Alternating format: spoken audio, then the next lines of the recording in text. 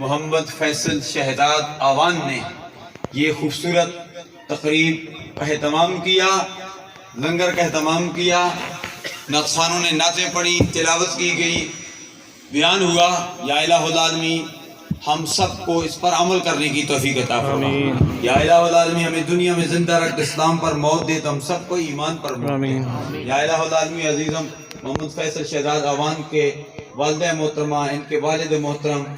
اس family میں جو بھی وصال کر چکے ہیں ان کے لیے بھی، اور اس محفل میں عزیزم حافظ احسن آوان کے والد گرامی محمد رفیع آوان صاحب موقع پر موجود نہیں ہیں، لیکن سوشل میڈیا کے ذریعے الحمدللہ المصطفیٰ ساؤنڈ کے ذریعے ان تک بھی آواز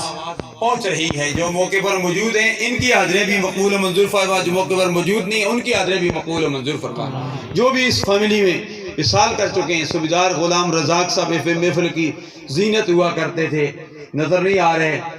وہ بھی شہر خاموش میں پہنچ چکے ہیں، اور پنڈ سلطانی میں ان کے خاندان میں ان کے کزن